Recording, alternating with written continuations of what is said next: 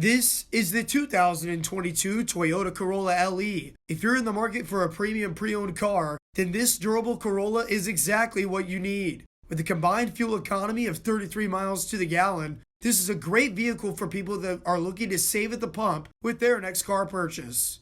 The Corolla has been America's most dependable sedan for years, and with Toyota's Safety Sense 2.0, you'll have peace of mind that you, your passengers, and your cargo stay safe during your travels thanks to features like lane departure alert and pedestrian detection alert.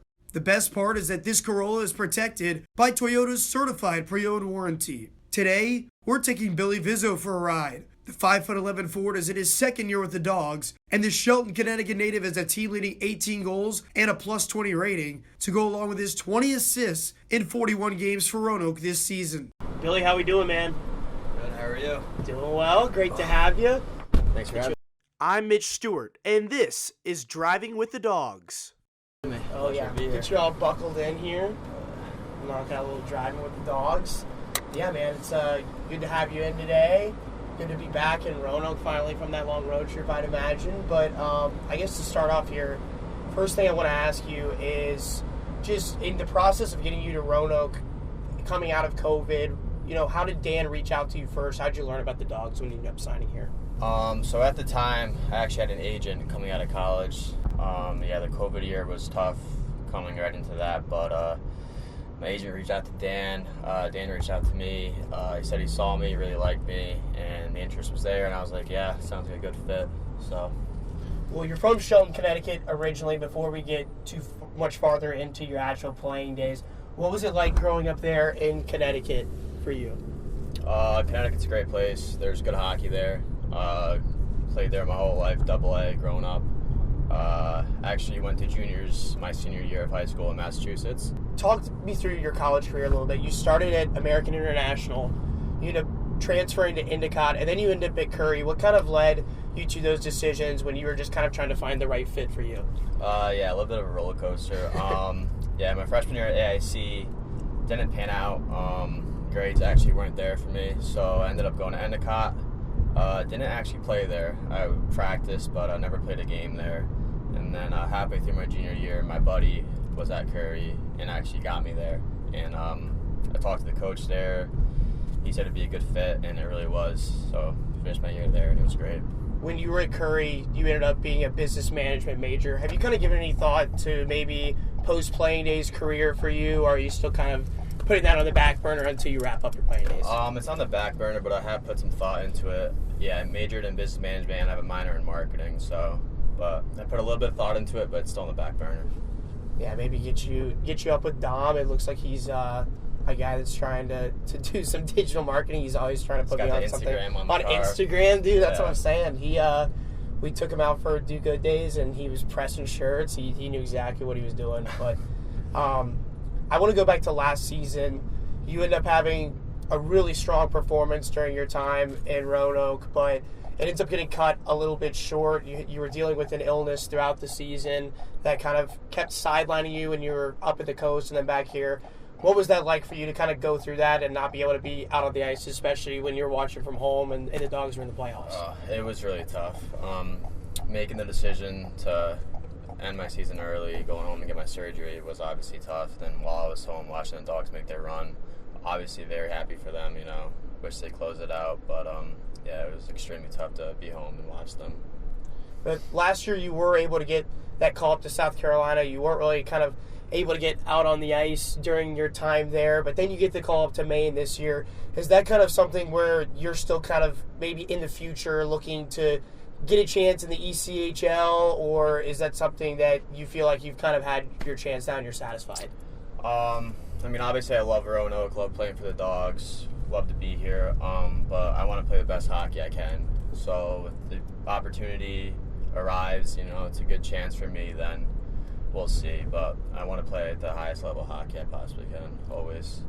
Well, this year you've been playing at a really high level. You've been leading the team in goals for just about the entire season, and it feels like you've really kind of gotten the knack this year for the little tip redirect goals or a little greasy one around the net. Is that something that you feel like you've kind of always just had in your bag of abilities, or is that something that just has kind of really developed for you this year where you've been able to kind of get some of those greasier goals or some of those kind of different types of goals versus just driving on the net, taking the shot? I mean, I've always had a knack for the net growing up.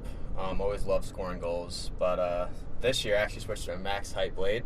A few of the boys did too, and deflections are definitely easier with that. So I always like to ask one that's a little bit more fun when we're on here, but I've got to ask about the Beams clan. So I know you're a pretty avid gamer. I know that there's a few guys on the team that play with you and some other guys that were here last year that have kind of made up the Beams clan. So can you let us know everyone that's in the Beams clan with you, Billy Beams? There's actually only one from the team that's on it, Vizzo. And then most of them are from back home. My buddy's from back home. There's about 8 of us. Yeah, we're avid gamers, just like to have a good time and game with each other. Okay, well, if there was one person on the team that you think could take you 1v1 on Call of Duty or whatever game it is that you end up playing the most, who's that guy that you think can actually take you? That's a tough one. Vito could be up there. Maybe Fordo. Maybe Matty O'Day, too. He's a good gamer. Definitely not Bushy. And possibly Janny. Possibly Janny. Okay. Well, there you go. You gave some props to a few guys, but yeah, I don't like their chances against you. I feel like you probably get a little more practice than them on there. You probably take them down. Definitely, they're big NHL guys. So. Okay. So they're rocking you in Chell a little bit. Nah, wouldn't even say that. We actually have a in-team rivalry. The Seagulls and the Mallards. Oh yeah, I forgot you guys have been getting the Chell groups going as well. They've been hiding from us recently, but. Well, another fun one that I wanted to ask you about is on your Instagram, for fans that follow you, they'll be able to maybe go back and notice this, but you're a big season guy. SZN season, and it feels like that's just kind of like the constant ride. Where did that bit kind of start for you, where you just kind of started rolling with season on everything? Me and my buddy, Ann Petrella, actually, at Endicott. We just started saying it, started posting it, like every single Instagram post we put season, and then just stuck, basically. Little hockey season, little Christmas season. Yeah, I mean, there's a bunch of seasons. It's every season, basically. So. You're just always in season. No off season. No off season ever.